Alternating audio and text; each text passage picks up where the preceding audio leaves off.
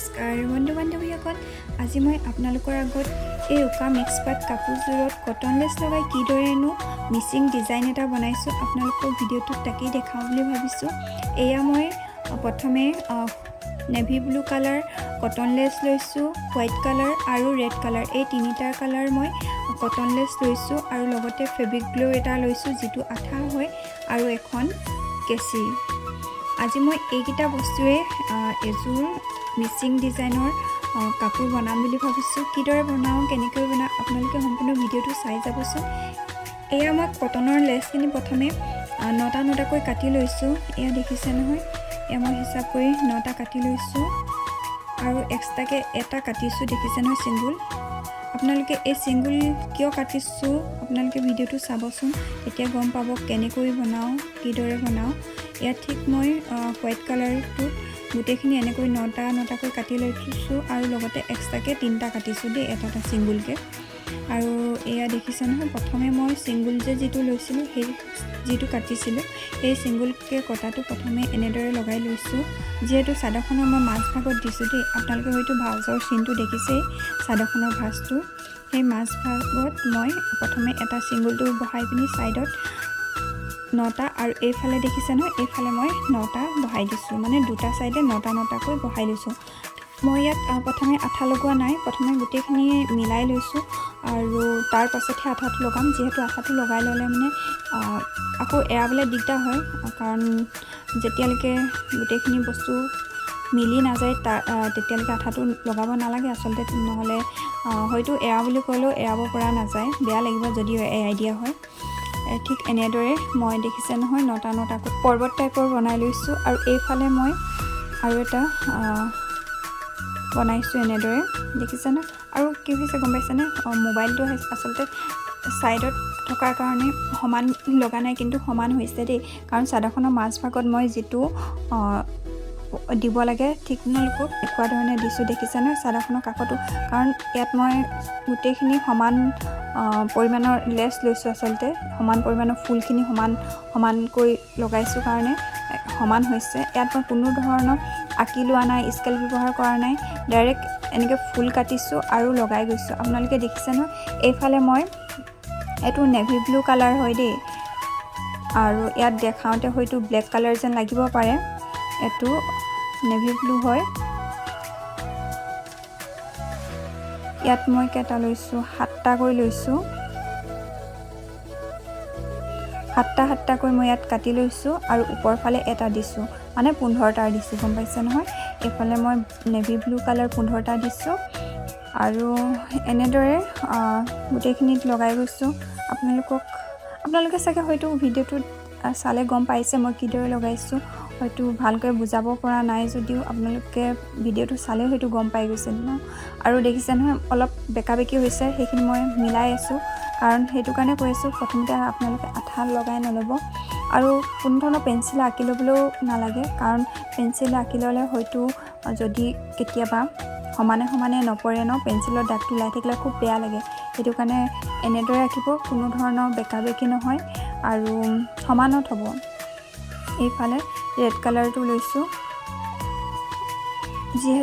যিহেতু মোৰ লগত 3টা কালাৰে আছিলে, মই ভাবিলোঁ 3টা কালাৰে মিচিং কাপোৰ ডিজাইনটো দিওঁচোন, কেনেকুৱা লাগে আপোনালোকে ক'বচোন কেনেকুৱা লাগিছে কাপোৰযোৰ।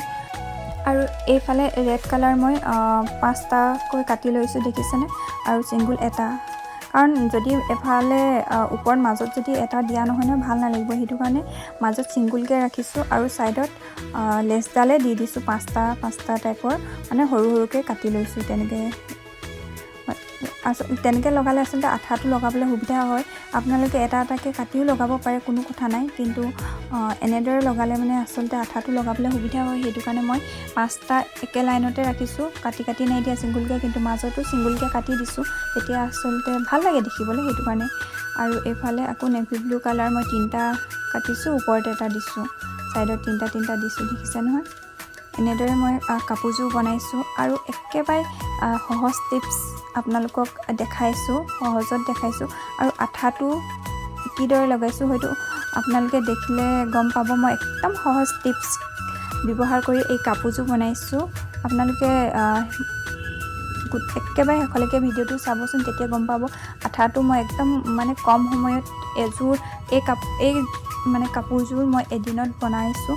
কাৰণ মই কিছুমান এনেকুৱা টিপছ ব্যৱহাৰ কৰিছোঁ, আপোনালোকক দেখাইছোঁৱেই দেখোন, এটা সহজভাৱে দেখাইছোঁ। কাৰণ মই ইয়াত পেঞ্চিল আঁকি লোৱা নাই, ডাইৰেক্ট এনেদৰে কৰিছোঁ, কাৰণ পেঞ্চিল আঁকি থাকোঁতেও বহুত টাইম গুচি যায়। আৰু এইফালে দেখিছে নহয় বগা বগা মই মানে বগাটোৰ এটা এটা দি দিছোঁ, এপাহ ফুল দিছোঁ, 3পা দিছোঁ। আৰু এইফালে আঠা লগাইছোঁ, দেখিবই একদম সহজ টিপছত লগাইছোঁ মই আঠাটো, আপোনালোকে চালে গম পাব। কাৰণ মই কোনো দাঙি লোৱা নাই। আৰু কাপোৰযোৰ মই একেবাৰে শেষত মিলাই ল'লোঁ দেই, মানে সমানত হৈছেনে ধুনীয়াকৈ মিলাই লৈছোঁ। এয়া দেখিছে নহয়, মই প্ৰথমে তলফালে এটা এটাকৈ আঠা লগাইছোঁ, আঠা লগোৱাৰ পাছত উল্টাই দিছোঁ, ওলোটোৱাৰ পাছত এনেদৰে আঠাটো লগাই দিছোঁ, দেখিছে নহয়। তেতিয়া বেকা বেকি হৈ নাযায় আচলতে, আৰু এনেকৈ লগাই দিছোঁ। এয়া দেখিছে আঠাটো এনেদৰে মই অকল তলৰ ফুলপাহত লগাই লৈছোঁ। এয়া দেখিছে এনেদৰে তলৰ ফুলকেইপাহত মই প্ৰথমে আঠাটো লগাই লৈছোঁ। এয়া এনেদৰে আঠা লগাব,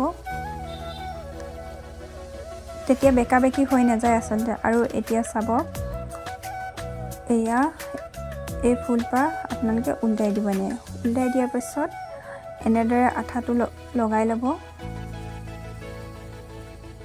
এনেদৰে লগাই যাব আপোনালোকে আঠা।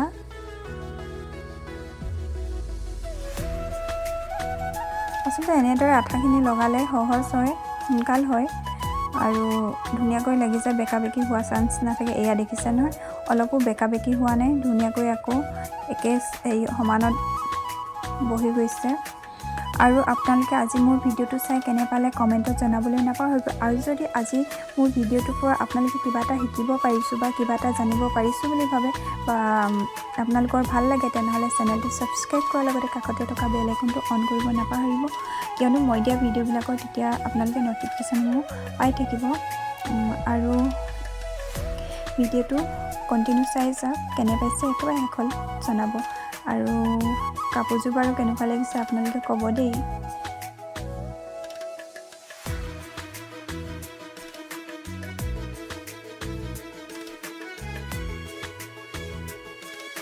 এয়া কমপ্লিট কাপোৰযোৰ হৈ গ'ল, আপোনালোকে কেনে পাইছে জনাব। এয়া দেখিছেনে সমান সমান হৈছে, মই কৰাৰ নিচিনা আপোনালোকে কৰিব। কাপোৰযোৰ দেখিবলৈ খুবেই ভাল লাগিছে। এয়া দেখিছে মাজত গেৰু ডিজাইন দি দিছোঁ মই, পিন্ধিলে আচলতে কাপোৰযোৰ ভাল লাগিব। এয়া মোৰ যিহেতু নিজৰ নহয়, বেলেগৰ হয়, অৰ্ডাৰ আছিল, সেইবাবে কৰিলোঁ। তেনেহ'লে অন্য এটি ভিডিঅ'ত লগ পোৱাৰ আশাৰে আজিলৈ আহিছোঁ।